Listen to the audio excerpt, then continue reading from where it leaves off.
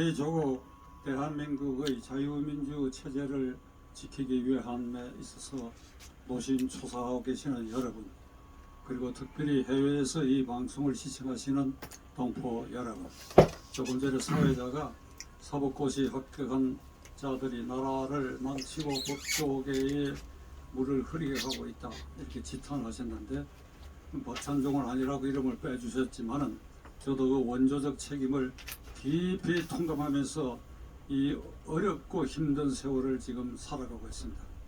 문재인 정권, 그 문재인 대통령과 그 정권 실세들은 4월 7일 서울 부산시장 보궐선거에서 민심의 핵폭탄을 맞고 아마 내부적으로는 굉장히 곤혹스럽고, 그리하여 그들이 살 길, 우선 문재인 대통령과 측근 실세들, 관직에 있었던 사람들은 내년 3월 대통령 선거에서 야권의 정권이 넘어가게 되면 그 문재인 정권이 적폐청산의 이름으로 박근혜, 이명박 정권의 그 적폐를 수사하는 과정에서 100여 명을 사법 처리한 그 끔찍한 악몽을 되살린다고 한다면, 그보다도 훨씬 더 많고 더 깊고 더 무거운 책임을 져야 할 것이 분명한 이상 이들은 그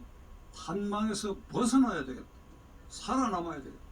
그리고 나아가 종북 주사파 정권이 계속 이어져야 되겠다.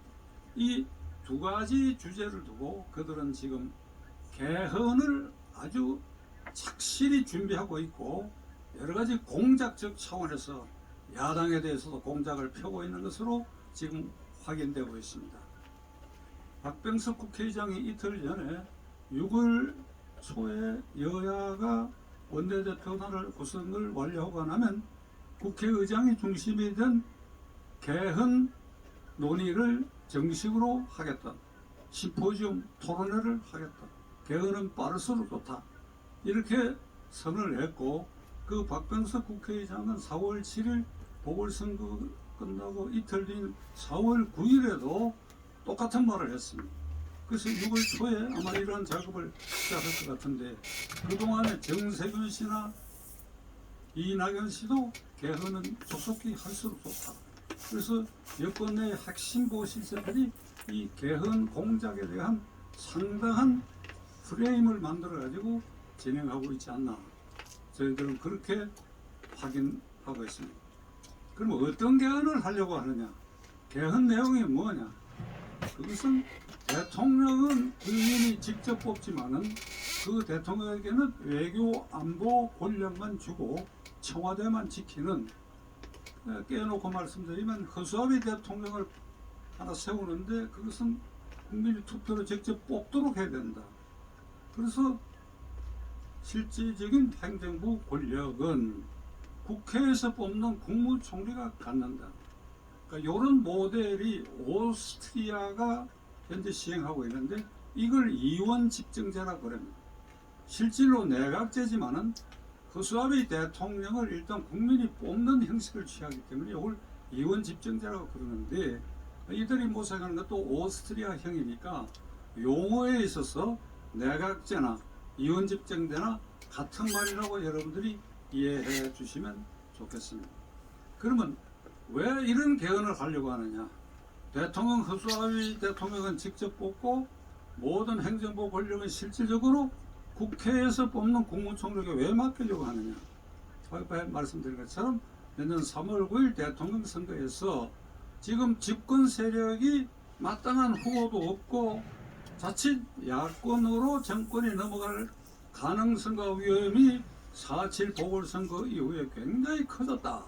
특히 이른바 친문재인 세력의 입장에서 봐서는, 그들이 말하는 순수한 종북 주사파 세력의 입장으로 봐서는 이재명, 이건 불실해서 우리 편이 될 수 없다.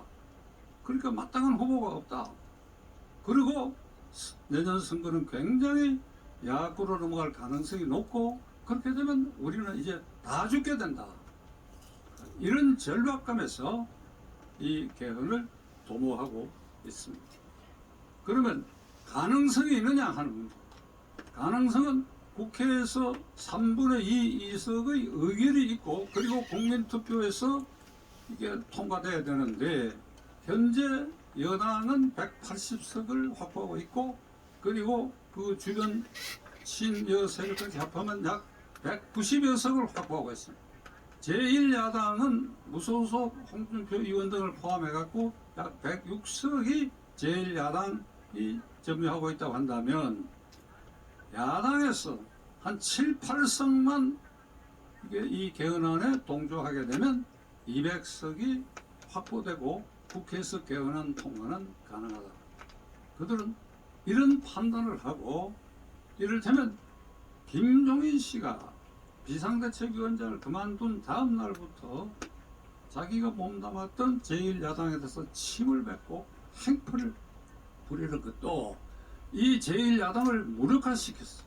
김종인 씨는 평생 소원이 이원집정제고 제가 단정컨대 이 이원집정제 아래서 그 허수아비 대통령이라도 해서 청와대를 4년이나 5년이나 한번 지켜봐야 되겠다 하는 이 꿈을 갖고 있다 하는 것을 저는 확신하는 사람입니다.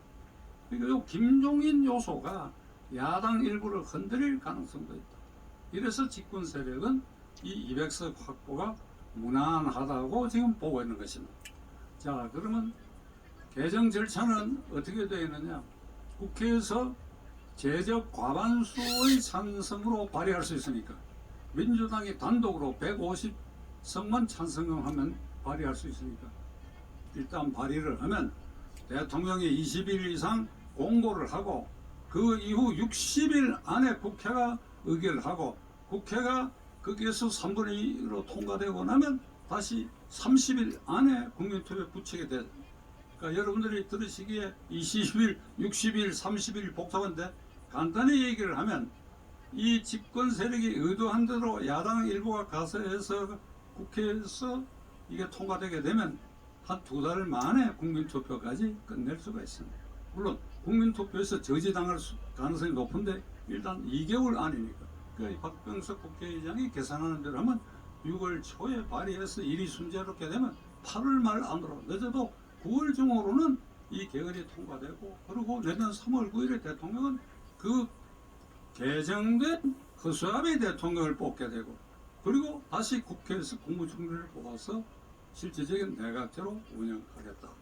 그러니까 가능성 일정상 내년 대통령 선거 3월 9일 앞두고도 충분히 시간은 있다.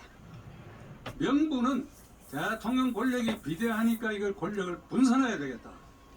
대통령 권력이 너무 집중돼 가지고 임기 말하에 가면 레임덕에 걸리다 보면 뒷동거리게 되고 그리고 부정부패가 만연하게 된다. 그러니까 대통령 권력을 분산해야 되겠다. 두 번째로는 지방분권을 강화해야 되겠다. 세 번째로는 평화통일조항을 더욱 강화해가지고 남북 사이에 평화 루트를 확실해야 되겠다. 이런 명분인데 세 번째 평화통일을 강화하겠다는 조항은 굉장히 위험한 것이에요. 길게 말씀 안 드리겠습니다. 김정은으로 하여금 서울로 향하는 꽃길을 도와줘야 되겠다 하는 이 주사파들 생각이 이 개헌 논의가 활발해지고 국회에서 통과되려면 그걸 슬쩍 그렇게 집어넣을 가능성이 지금 굉장히 높습니다. 자, 그러나 핵심은 대통령 권력이 비례해서 분산해야 되겠다. 이 문제에 있어서 집권 세력과 소속 180명 민주당 의원들은 비겁하기 짝이 없어. 대통령 권력이 집중돼 있고 제왕적 대통령으로 비춰지는 근본 원인은 헌법을 안 지켜서 그래요. 그들이 개정을 도모하려고 하는 이 헌법에 규정되어 있는 그 조항들을 철저히 지키지 않고 있다. 개헌을 입에 달고도 지금 이 현행 헌법을 철저히 지켜야 되겠다는 생각은 털끔한 것도 없는 사람들이 이 개헌 논의를 하는 것은 부정직하고 오만하고 썩은 정신머리에서 비롯되는 것입니다. 간략히 말씀드리면 헌법 46조에는 국회의원의 자율권이 국가이익을 우선하여 양심에 따라 직무를 행한다. 여야 간에 자율권을 행사해야 그게 국회의원의 본연의 책무이고 동식의식 권리입니다. 비록 여당 의원이라 하더라도 잘못된 행정부 잘못된 대통령의 시책에 대해서는 이를 반대할 수 있어야 돼. 자기 양심에 어긋날 때는. 그러니까 46조의 이 자율권 조항을 강화하는 헌법 개정을 하겠다라든지, 또 정당 독재 방향으로 가고 있다. 정당 수뇌부가 뭐 국회의원 지방 자치단체장의 이 후보자들을 자기들 입맛에 맞는 대로 공천권을 휘두른다. 헌법 8조에 절대로 그렇게 못하도록 되어 있어. 헌법 8조에는 정당의 조직 목적은 민주적이어야 하며, 그리고 국민의 정치 이사를 수행할 필요한 조직을 갖춰야 되고, 모든 공직 후보자들은 반드시 상향식으로 뽑도록 되어 있는데 이걸 지키지 않아. 간단히 헌법 8조, 헌법 46조를 내팽개친 이 집단들이 국민을 현혹시켜 가지고 대통령 권력이 제왕적이니까 이를 개헌하겠다고 하는 그 속임수에 우리 국민은 절대로 넘어가서는 안 될 것이다. 영국, 일본, 독일의 경우는 이게 내각제. 그러니까 영국, 일본은 임금이 있는 나라, 왕이 있는 나라입니다. 그리고 독일은 대통령을 국회에서 뽑습니다. 그러니까 실질적 내각제라고 볼 수가 있죠. 그러나 영국과 일본은 왕이라는 존재가 국민 통합의 상징으로 되어 있고, 오랜 세월 정당 정치가 뿌리를 내리고, 그리고 그 국회의원들이 자율권을 행사하기 때문에 내각제에서 오는 소용돌이, 이것이 없어져 있어요. 독일의 경우도 지방분권이 확실히 자리 잡았기 때문에 이 내각제가 성공하고 있습니다.